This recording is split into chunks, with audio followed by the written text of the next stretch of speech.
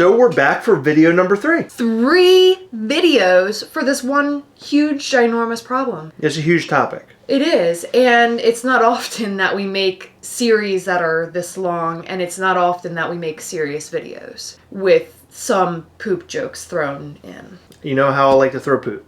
We're off to a great start. I don't know why I just said that. I don't actually physically throw my poop. So let's get down to the real business here. Okay. Former Funko employees have been reaching out to us left and right. One former Funko employee has a friend apparently who is still at Funko, and we received all the information about what's on that petition. Yes, we actually received the petition. We're not going to flash it on the screen or anything, but I assure you this is 100% legitimate. I don't actually have the signatures. I think that they put something in place on that because they didn't want us to see that and have that information because they're trying to stay confidential. Right. There's a lot of stuff here, and I figured we can discuss some of this, but also we received some emails and messages from former Funko employees giving us sort of insider knowledge or notes about problems that they had while they were there, and maybe gives us a little insight as to why Funko is operating the way it is now. Before we get into the petition and other tidbits that we've gathered, I do want to put something right here, right now, because I've been seeing so many comments about this. I just want to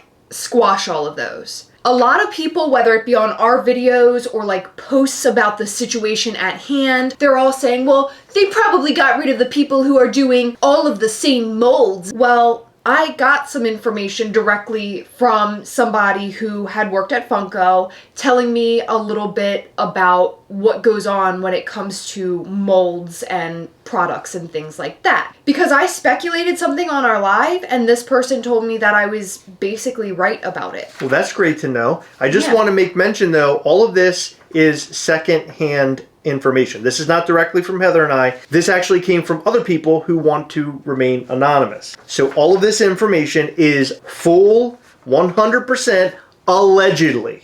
All allegedly. So I had asked this person to tell me more about how things get made at Funko. And they said this: artists are kind of at the disposal of the licensor. So if they want to change a Pantone color or a pad print before the render is due, then it must be revised. Basically, the merch team comes up with ideas, not always very great ideas. They are horrible at doing research. Oh boy. It's typically merch/sales who determines things, and the licensor also wanting us to push more things out. Licensors want to push more things out. Yes, especially with the, and I'm not going to say the name, blank stuff. It's a licensor's name. It's one of the bigger names that you might expect. So take your best guess. It's basically the studio picking the poses and making numerous and ridiculous changes right up until the pop is announced. So essentially, the artists are given this thing that they're supposed to create. It's sent to the licensor for approval. The licensor sends back their changes, and they can continue to send changes until it's announced. Yeah, this all is stuff I've assumed. Yeah. I figured that's exactly what was happening. Me too, but not everybody understands what all goes into these products, especially when it comes to licensing, because you need to make the licensor happy. Yes, and a lot of people are like, well, Funko's doing boring stuff all the time. Why is Funko doing this? Well, it's not Funko, and it's not the artist really pushing it, it sounds like. It sounds like it's really being pushed by the licensor. Yes. At the end of the day, the licensor is the end-all be-all. We've been told from numerous people who've actually experienced this work environment that there are certain licensors that are very hard to work with. I also see a correlation reading those licensors' names and the amount of each character we get. Yes. So if you have in your head a couple of different characters that are overdone, you probably know what licensors we're talking about. And it's because the licensor wants to make money. Basically what happens is Funko acquires a license. They create products based off of that license, but they create products to the best of their artistic ability. But again, it has to go through the licensor and receive final approval. Therefore, not as much heart goes into these products from the actual artists as bullshit from the licensor. Right. So take that, haters. Yeah. Am I cringy enough for you? Am I cringy enough for them? Not yet, but we will be. There's a lot here in this petition that the folks over at Funko are trying to push, the artist folks. But there's a lot here, and I don't want to go over everything because I don't think we need to. They're talking about pay brackets and bonuses, cost of living adjustments. These are all very normal things that happen in the workplace when it comes to corporate America. So the one thing that really stuck out to me on this whole petition, employee quality of life, and they mention hiring more managers. Yeah, the short of it is that basically the creative managers are overworked and they're overseeing too many employees. Therefore, they're not able to manage the way that they should. So they've asked for more creative managers to make things run a bit more smoothly over at that department. Just to be clear, there is quite a bit on this sheet. And this is stuff employees should be getting anyway. They're asking for their wages to meet up with inflation. Right, and better direction when it comes to their job title. There's a lot here. We're not going to go over all of that because I don't think that we need to. Just know that the Funko artists, they need more than what they're currently getting. I hope that Funko and these guys can figure out something, the art team can figure something out, and we can all come back together and be happy and merry and do really great things at Funko, which is the main reason why we're making these videos. Absolutely. These videos are for the people that are affected by all this. It's their voice. It's also to let the Funko community know what's going on in the world of Funko, the family of Funko, because we always talk about Funko family. And we have gotten so many messages from past employees. It is unbelievable. And some of them have some serious horror stories, and they're still pouring in. And I feel like every time we look at the email, we're getting more about all this stuff. Yes, it's become hard to keep up with, which is great. I'm not complaining, trust me, because I want to take as much as we can and compile it so that we sort of see the inner workings of Funko in hopes that maybe it'll change. I don't want to go on a rampage and just bash the ever-living crap out of Funko. No, because that's not my motive. We should be very clear in saying that we absolutely love Funko. We love their products, unless it's the Venom 2 Let There Be Carnage. I still don't like that one. But outside of that, we love their products. Yeah, absolutely. And we're really sad to see some of these folks go that we know that are let go. And we've talked about them in the past videos. You can find out who they are if you go back and watch part 1 and part 2. And you're actually going to read some stuff from former Funko employees. You collected some like various comments and things, and I think it'll be interesting to kind of hear what's going on. I'm hoping that these videos can sort of change things and make things better. I don't think that's possible anymore. I don't think so either. Because Funko is now a corporate machine. But I would love for things to get better, at least for the people who are currently there. I don't like to call them a corporate machine. I like to call them a corporate monster. We actually had an artist reach out to us who was laid off back in 2020. They're still looking for a job. So if you know of a legitimate toy company or just somewhere, I think they're a designer, they're a graphic designer. I'll read a bit more, but basically they do all sorts of arts with different mediums. They are looking for work, and it's so sad that they were laid off by this huge corporation, and now they're still looking. I mean, I went and saw their portfolio. Holy shit. Yeah, they do really great work. I wish we could afford them for Mischief Toys because I would work with them for sure. We got so many like messages and comments saying, do you think Mischief Toys could hire these artists? And I'm like, I would feel so bad them coming from Funko and then to getting little like, old us. Yeah, to little old us. We can't afford that much right now, but we're going to tell you about this person. Heather's going to kind of give you some background a little bit, and we already have given you background. But if you have some real interest in hiring this person, or you know of a toy company, or just somebody out there who needs a graphic designer type person who can do all of the things, email us at gastlecast@gmail.com and we will make a connection between you and them. Realistically, I think that supporting the artists who have been let go or fired or whatever happened is the best thing that we can do. For example, we are more than happy to promote whatever you need if you have a side gig or if you're just looking. I don't know how much power we have, but we would love to do anything that we can.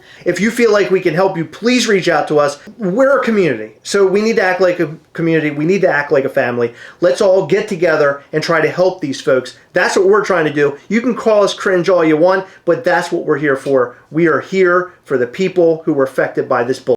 Okay, so this is directly from the person that we were just talking about, who is a graphic designer who was let go in 2020. Something I noticed recently was that the people who were laid off were ones that were not exactly corporate. They were more fans and would fight for things that would cost more money for Funko but make fans happy, aka less profit for Funko. One example is the cost of metallic paints on a figure. So apparently metallic paints are a bit more expensive, or they would openly question things or make suggestions if they felt something wasn't right or a bad move. So it's people who are trying to change things a bit. So artists have their ideas, and then you have management that's basically saying, we can't do this for the bottom dollar or whatever that is. Unfortunately, they're a big company, so they have to look out for the money part of it. But it's never good not to listen to your artists and come up with great designs and ideas, because we get so much of the same from Funko lately. They will get so much more business if they please their fans. If you're not pleasing your fans, Sure.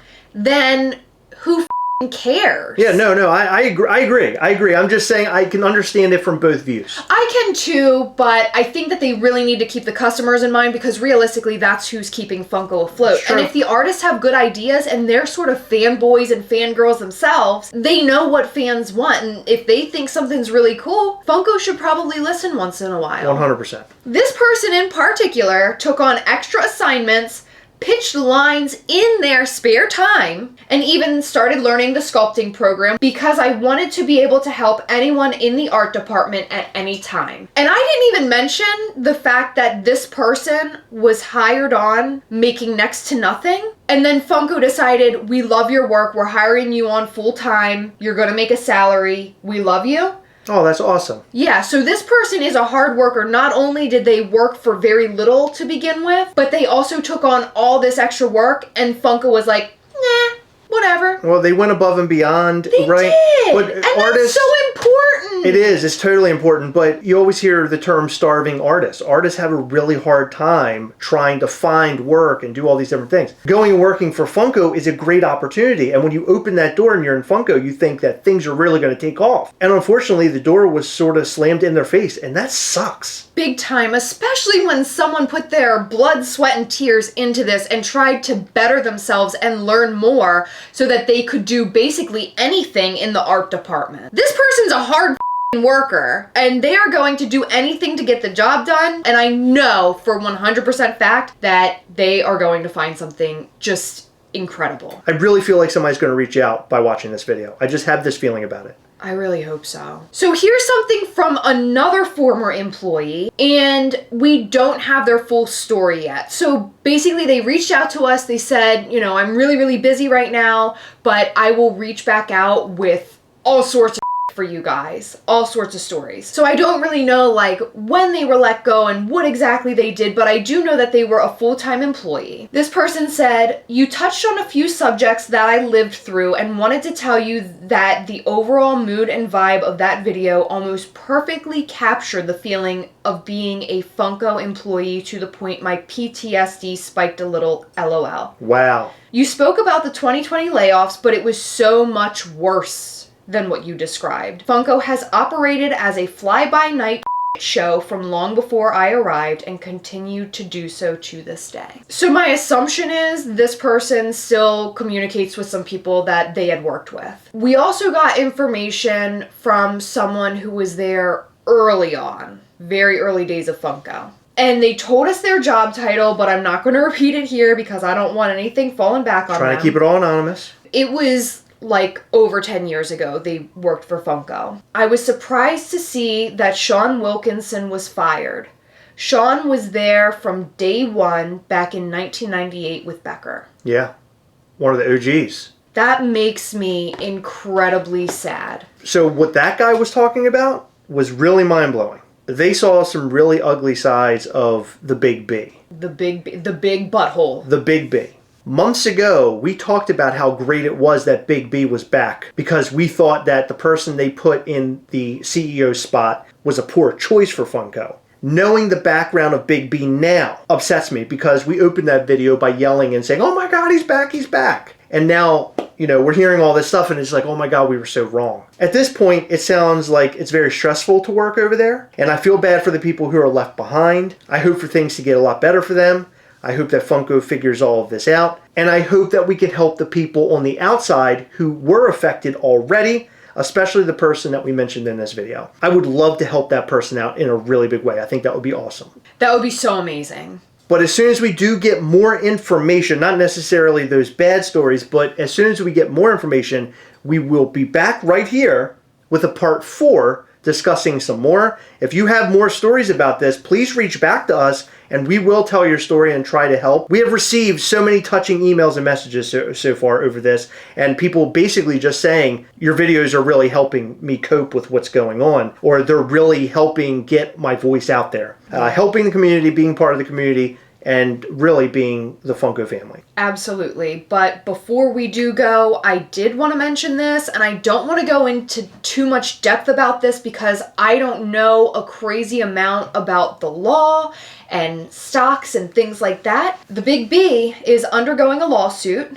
and this is public information. You can find it on the internet. There's articles about it. Basically, they are being sued for $7 million, I believe it was, because they essentially committed some sort of insider trading fraud. So basically, they withheld information from their shareholders and the general public and used the information knowing that they could sell high, dumped it all, and then broke the news of whatever made the stock go back down. Oh my God. Yeah. Bought low, sold high. That is so scummy. That is so scummy. Ah, God, more and more we hear about this, the more frustrated I get. And again, that's allegedly because it hasn't passed through the system yet from what I understand. But it is on the news, it's public out there, and you can go find it. Yeah. Instead of posting a question in the comments below or just posting a comment about what you thought about this video, instead in the comments down below, I would love for you to just send some well wishes to those who were affected in all of this so far. I'm sure they would love to read through the comment section to see all of that. They really appreciate the community support. We've heard that time and time again. It's not just this video, it's not just us, but it's you, the people who are watching, commenting on all the different various posts, on the videos, so on and so forth. They love it, they appreciate it, so leave some positive messages in the comments below. On that note, I do want to say that one of the past artists had mentioned that they tried to go to every single convention because they wanted to meet the community. They said that was like the highlight of their career working at Funko, which I thought was super sweet because how often is it that you get to see or meet the people behind what we hold in our hands and sit on our shelves? Absolutely. Before we read off our list of patrons for this video, we want to let you know to head over to MischiefToys.com and buy your brand new Mischief Toys hoodie. Right now, it's just a pre-order, and they will be delivered to you in February. And on top of that, we made this situation a little bit more sweeter. We have now included a prototype glow-in-the-dark Ghastly figure. This is something we have not made yet. This is something that we will make very, very soon, but you will be the very first person to have a glow-in-the-dark green Ghastly like this guy right here. So head over to MischiefToys.com and buy your hoodie today. In every video, we like to shout out to some of our patrons from Patreon. In this video, we would like to shout out to Elizabeth Orazam Wense, Tyler Vest, Bonnie Garber, Pop Life Toys, Dead Paul, Tasha White Barnes, Stephen McBroom, Greg Malley, Nelson Shaner, and Jason Snowbarger. Thank you guys so much for your continued support. We appreciate all of our patrons. You guys rock. Thank you for staying till the very end of the video. We appreciate you so much. Remember, as always, we are together, yes. We'll catch you next time. Bye.